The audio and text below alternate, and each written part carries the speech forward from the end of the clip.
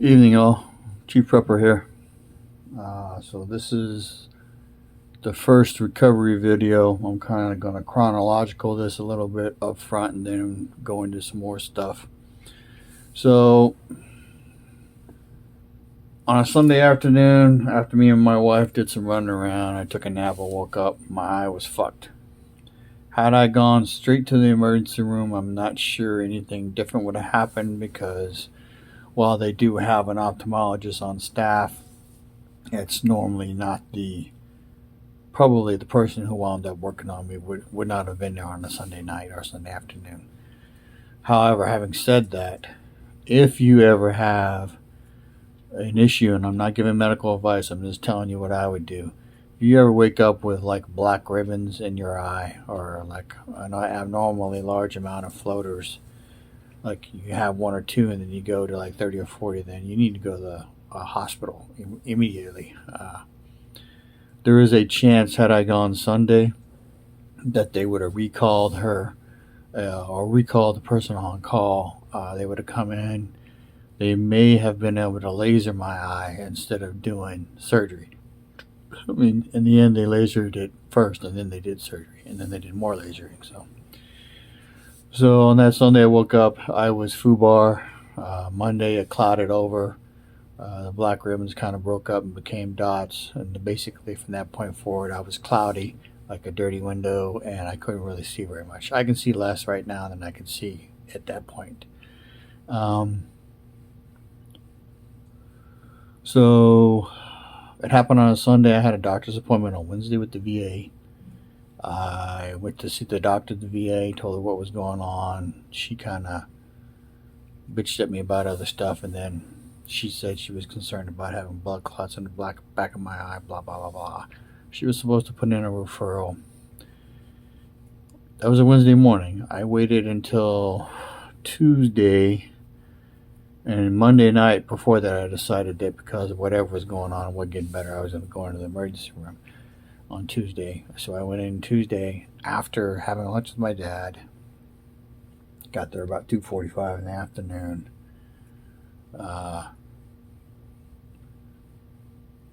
Right at 4 o'clock, I was up in the ophthalmology clinic in the hospital. So that's the second thing I would tell you is don't go to one of them little fucking clinics. Go to an actual hospital that has an ophthalmologist staff and doctor available, because they're the ones you need for serious eye injuries.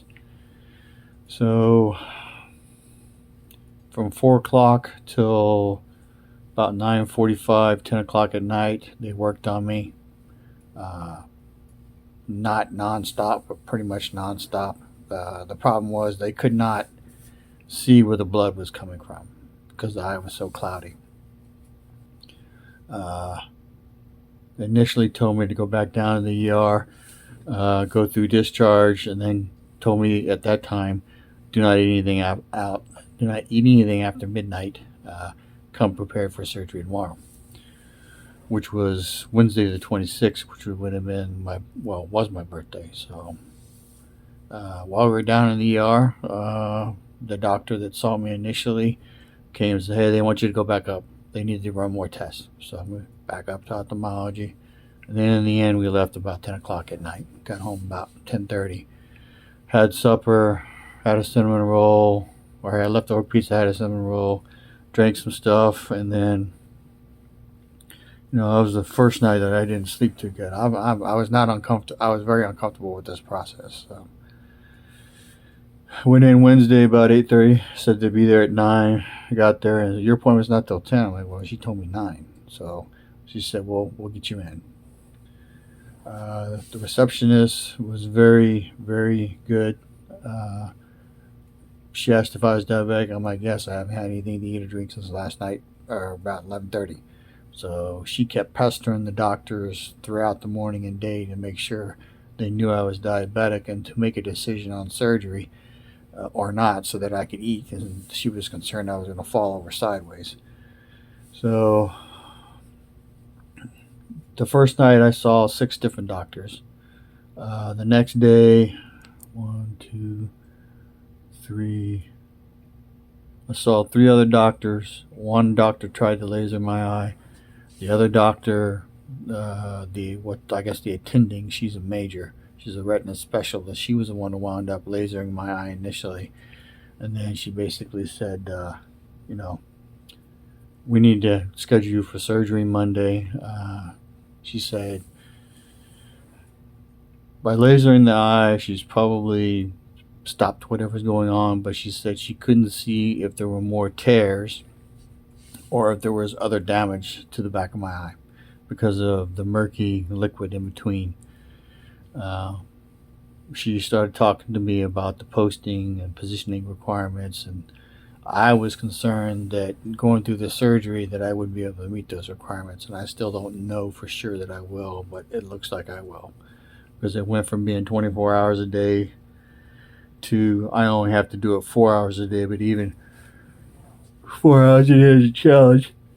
I just finished the last hour for today, so anyway, I was not comfortable with it. I didn't think the bang for the buck was worth it. I was okay with being blind in one eye. And in the end, the reason I did it was because if it happened in my right eye, my left eye is susceptible. So here's the other half of the story.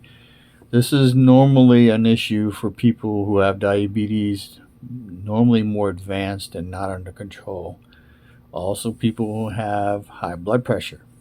I have both of those. But my diabetes is under control. I'm not on any medication.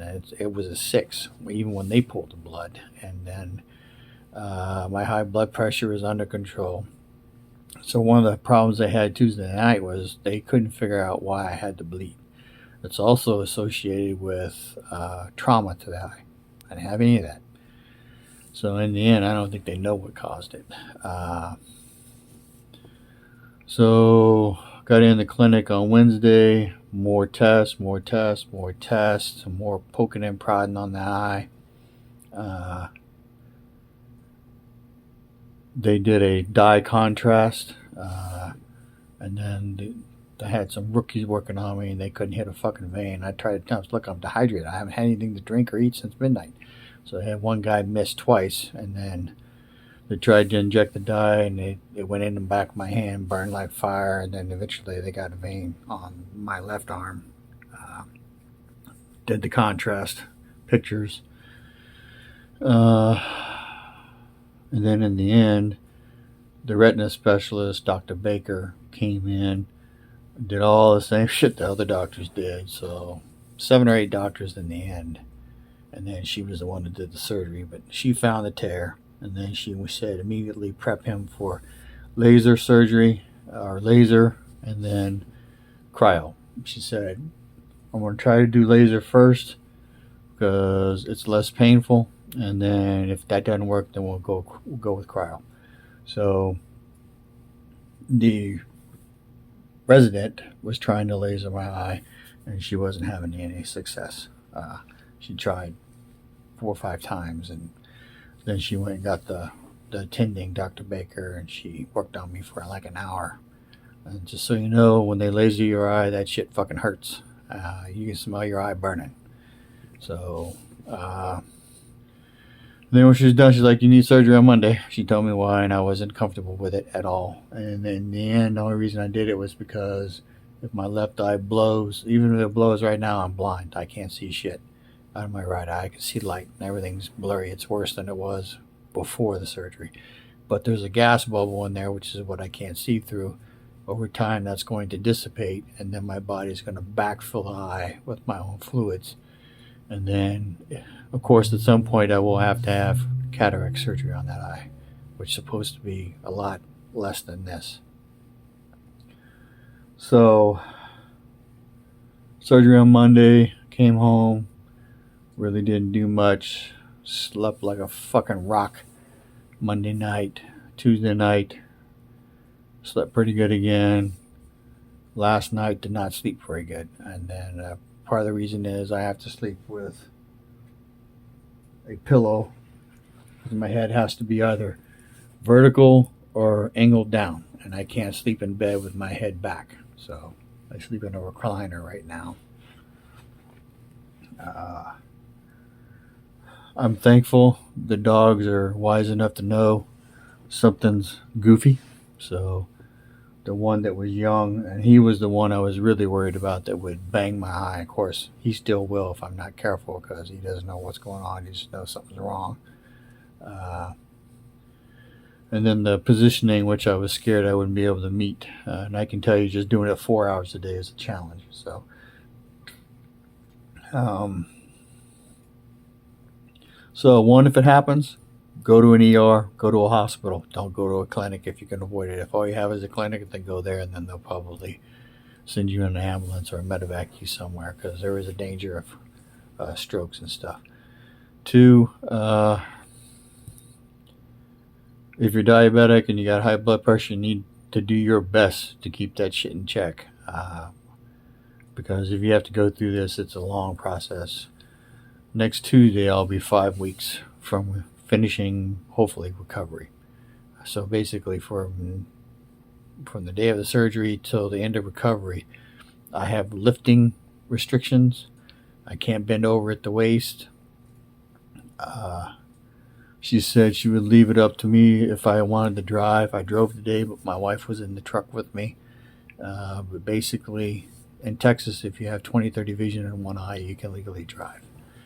But I will tell you, it's a challenge. So I had to put the patch that I was wearing before over the eye, or actually over the shield, over the eye to keep, because I get glare real bad right now. So then it's very distracting. So I probably won't drive again until maybe when my wife goes back to work. And that's the big question right now is I cannot see well enough out of my eye to give myself drops. So I have to have drops, 4 different sets of drops. One is 6 times a day, one is 4 times a day, and the other 2 are 2 times a day. And then she gave me some ointment to put in my eye to help with the stitches, because I have stitches in my eye that will dissipate on their own. But when I first came home, it was like when you get sand in your eye, when you look around, it feels like it's scratching your eye. So it wasn't the eye being scratched, it was scratching my eyelid because the stitches were bothering me. So, but I know there's at least a couple people that will be looking for this video. I haven't been up to doing the video for the last few days.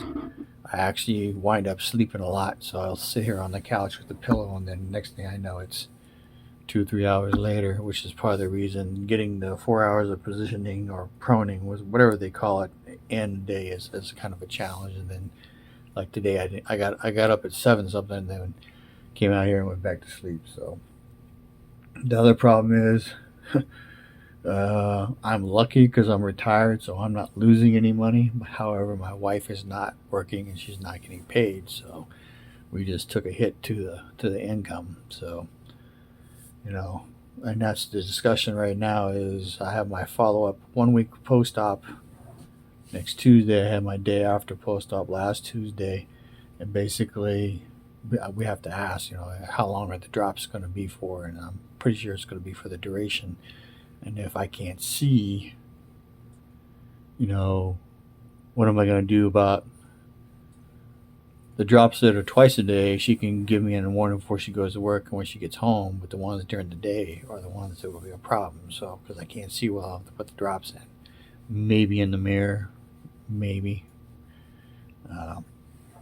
So, this is one of those things that if you can avoid, you really want to do that. So, take care of your eyes.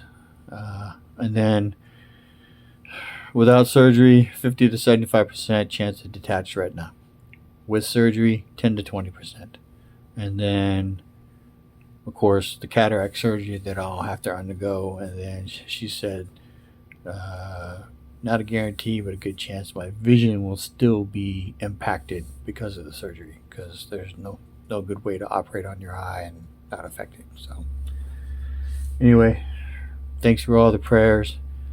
Thanks for the well wishes that I already received. And I'll be honest with you, somewhat surprised. I had people who didn't know me but knew my wife who reached out, and then all of my friends and family. So,